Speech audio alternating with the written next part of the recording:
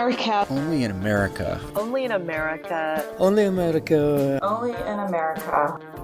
This week, a quick update from Utah and a tease for next week. Sort of started conversation that the history of the state of Utah doesn't start in 1847 with the arrival of the immigrants, or the LDS immigrants, or the Mormon immigrants that we used to call them. That is a very rich history in here. I think it creates just awareness of people that are out there like this. And I say that kind of cautiously because the model immigrant approach isn't something that I necessarily want to push, right? Because everyone is valuable and everyone has contributions that they can do. And I don't think that necessarily just because I have a college degree or because I've never gotten in trouble, I should be the only one to benefit from reform. From the National Immigration Forum, I'm Ali Narani, and this is Only in America.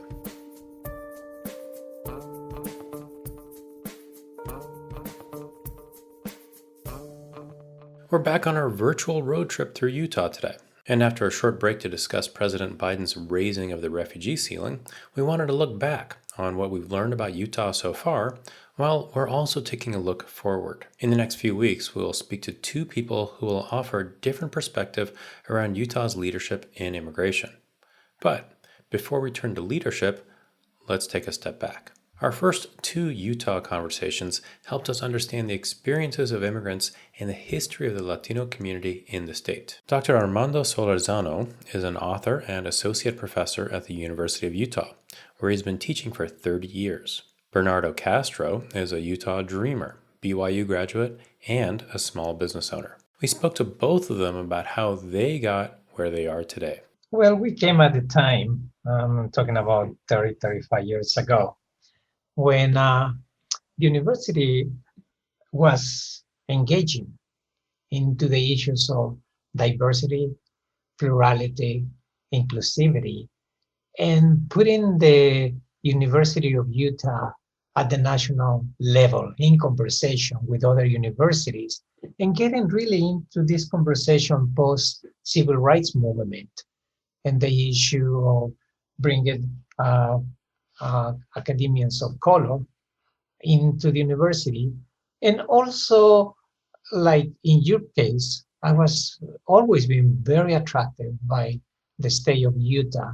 Since I was 3 years old, I learned in my home country that Utah was part of Mexican territory. I knew that. And so, as descendant from indigenous groups in Mexico, and the great admiration we have for motherland, I wanna know, and I wanna live in this part of the native people that heavily identify with Mexico. One of the earliest memories that I have is actually walking to Head Start, to a kindergarten type situation with my mom, and the sidewalk was so icy, and we slipped and we fell. And I remember, because we're from southern Mexico, it never snows there, and so that was something that was kind of new to us and a little foreign. But that's one of my earliest memories of Utah, was how unforgiving the ice and the snow can be on the sidewalk in particular. Going to high school, taking driver's ed. In 2005, Utah implemented driving privilege cards for those that were undocumented. And I knew that's what I was going to get after I talked to my mom about driver's ed. And she said, you don't have a social, you only have an ITIN card. And this is what we're able to get with that. And the first version of those driving privilege cards for undocumented people had a giant letter P for privilege in red on the cards. And I remember learning about Scarlet Letter in school, and I'm like, man, this is my very own Scarlet Letter. And I even brought my 2010 driving privilege card. As you can see here, the biggest word on this card is privilege. And earlier versions, the ones that I had in high school, had that big red P on the card that easily identified you in any situation. And so I feel like getting a driver's license is kind of like an American rite of passage for a lot of high schoolers. It's like one of the steps to freedom, basically, where you can go and kind of govern yourself and go wherever you want to. To me, was challenging, but most challenging was that even inside the small Mexican American, Latinos, or like we call them in Utah, Spanish speaking people, uh, even they deny our history. To me, I have learned a new term at that time. It was called internalized oppression. That even the same groups they deny the present. So I had to struggle with that. I have to come with very concrete ways of making visible the presence of Mexican Americans, Mexicans, and Latinos in the state. And it happened. I mean, like all findings and great discoveries just happened by accident. I was interviewing a very old person. I think she was 95 years old in southern Utah. And I asked, uh, can you tell me about your history in Utah? And she said, I don't have any history. I only have photos. Huh. And I said, can I see the photos?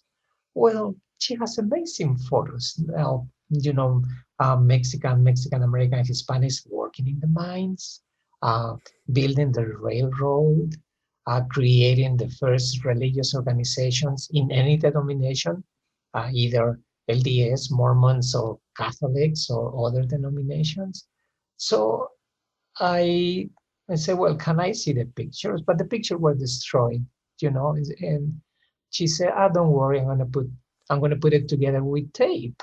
So obviously we were destroying the pictures at the same time.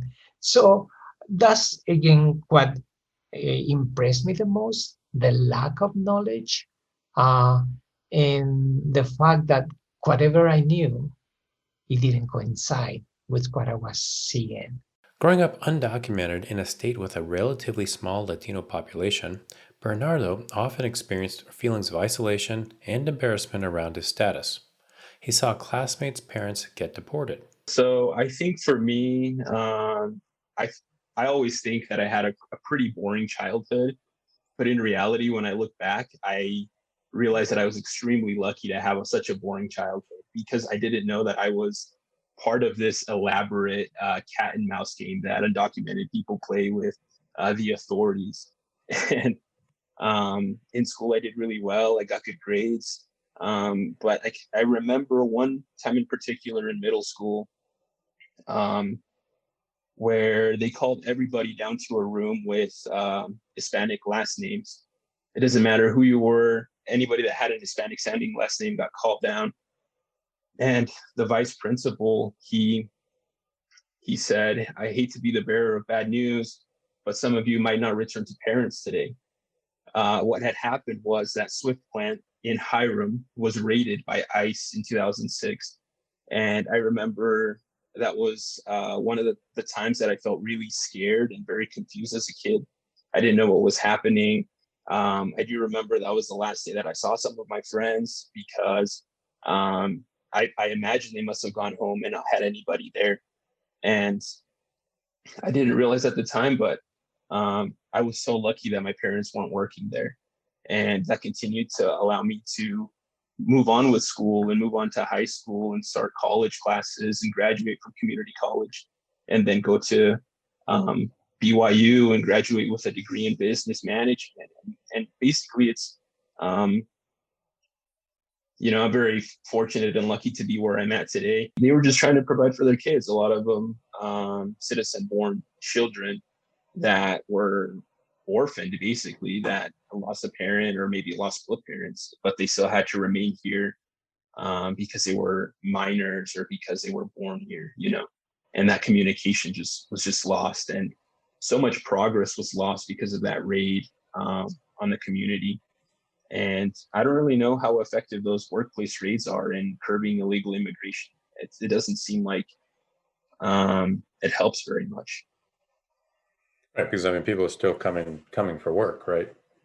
That's right. Anytime you have a better life standard here, there's always going to be people that are determined to make it to the US and provide for their family. Dr. Solorzano also spoke to his experience with law enforcement. I think it was the first time I was going to put in jail because of work. I remember it was December. It was snowing. It was the time to return the book to the library. And I was walking on the street with my book under my jacket. And then a police patrol, approached me and said, drop whatever you have underneath. Well, at that time, I didn't know what they were looking for. I don't know their assumptions. I said, sir, I'm not going to do that. And they asked me to put, my hands top of my head. And I refused to do all that because I know that if I opened my jacket, the book was going to fall on the snow. And that is like a desecration in my culture. So I protect that book to the end. And let me tell you, I was very close to go to jail. I mean, but because this cultural understanding of what a books represent or what a book is. Bernardo's own encounter with law enforcement illustrates the impact of keeping local police duties separate from federal immigration responsibilities. So funny enough, in high school, I was invited to a friend's party. We went and watched a college football game on this TV, and my mom told me to be back by a certain time. And I overstayed a little bit. So I sped back home and I got pulled over for speeding. And my initial thoughts were, man, this is my last day in the US. I'm going back to Mexico. And I was so terrified of what that meant. But when the officer took my card, ran everything, brought it back, gave me a speeding ticket, rightfully so, I guess. The only punishment I needed to fear was my mom's, getting home so late and with a speeding ticket. But I was terrified. I really was. Yeah. But it just speaks to the importance of, local law enforcement just, not enforcing immigration law. And, that could have gone so many different ways. Yeah, absolutely. And it has for a lot of people, right? But I think something that we've talked about before is like the Utah Compact and how that is designed to strengthen communities and really leave the policing to federal agents, because state policemen, state authorities should really focus on local issues. That's where tax dollars are best spent, in helping out the community locally and letting federal agents do their job. So, what's next for the Beehive State? Both have great hope for the next generations of Latinos in Utah. It is certainly going to be very, very different. Again, one factor, going back to religion, that we need to take in consideration is that by the year 2035, the majority of Mormons in the world are going to be Latinos. I think we are expecting 56, 57% of all Mormons in the world are going to be Latinos. Of course, that is going to be reflected in Utah in what we already call the Latinization of the LDS church. So the church has to change drastically. And in many ways, probably in ways where they don't want to go. Even the way we understand the geography of the state is going to change. I'll give you an example. In 3-4 years, we're going to celebrate the 200, 50th anniversary of the Dominguez and Escalante. Well, we know right now that we're going to reconstruct all those places. Because in the past, we lost the names that Dominguez and Escalante and the expedition put to the places in Utah. They changed it, right? Places like the place of Sagrado Corazon, Sacred Heart, they call it Manti. Of course, right? It doesn't. But I think even the recognition of the geography has to change. I'm engaged now in 2 projects with national parks. Again, it's going to be happening what is happening in LA now with being the second largest city with Mexicans. So probably Salt Lake City will be the city with the largest Latino Mormon population. I think Utah changes because So I was reading some estimates that said the eligible population for the Dream and Promise Act is like 2 to 4.5 million, right? I just think about how Across the country. across the country. And I think about how that will impact every single state in terms of sales tax and revenue and things like that. People will just have a lot more buying power. And I think about the crazy economic growth Utah has had and how that will just continue to go up if the DREAM Act passes. And that makes me excited because I feel like a lot of people had benefited and profited off that growth here. And I can see that happening even more if the DREAM and Promise Act is passed. And I think there has never been a better time to start a business. And I say that because I really feel like America is still the land of opportunity. If you're willing to put in the work, if you're willing to put in the sacrifice, you can really get out of it whatever you want. You can change your entire lifestyle if you want to. For my wife and I, we saw a need to provide people with more options when it comes to clothing. And that's something that we decided to do. And I really feel like America is still the land of opportunity. If you're willing to put in the work, if you're willing to put in the sacrifice, you can really get out of it whatever you want. You can change your entire lifestyle if you want to. For my wife and I, we saw a need to provide people with more options when it comes to clothing. And that's something that we decided to do. And we wanted to always make it body representation important to us in our clothing line. And so we always shoot with people that are of color, people that are a little bit more curvy, just because representation is important to us. And we want to show that in America, anyone can make it. Our upcoming episodes will feature two people who are leaders in their communities. What would Bernardo and Dr. Solorzano say to them? Open up a new type of dialogue with other political parties. When I went to Washington and had a few meetings with lawmakers, it really surprised me how much consensus there was on that issue. Saying, man, dreamers, we're with dreamers. We love dreamers from both sides of the aisle. But it was always those extras to the legislation that is almost like the dreamer part was like the sugar to make the medicine go down. And yeah, I just hope that we're able to get some good traction on this and things pass. You can learn more about Bernardo and Dr. Solorzano at our website, immigrationforum.org/podcast. Joining us next week will be Jenny Wilson, the mayor of Salt Lake County. She's a fifth-generation Utahn, and after that, we're going to hear from Chief Mike Brown from the Salt Lake City Police Department. Stay tuned for his perspective about how law enforcement can be on the front lines of the effort for immigration reform. Hey, I got a question for you. Do you have any questions or thoughts for our upcoming guests? Let us know, and your question may be featured in an upcoming episode of Only in America. One last thing before we go. About a year ago, I spoke to Esmeralda Tovar, a mental health case manager and medication aide at an assisted living facility in Kansas. Well, last week, she met with President Biden in the Oval Office to speak about her experience as a DACA recipient. We'll link to last year's conversation in the show notes, so please be sure to take a listen.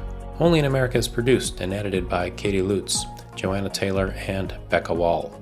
Our artwork and graphics are designed by Carla Leja. I'm Ali Noorani. I will talk to you next week. Support for the National Immigration Forum comes from the Carnegie Corporation of New York, supporting innovations in education, democratic engagement, and strengthening international peace and security. And from Humanity United. When humanity is united, we can bring a powerful force for human dignity.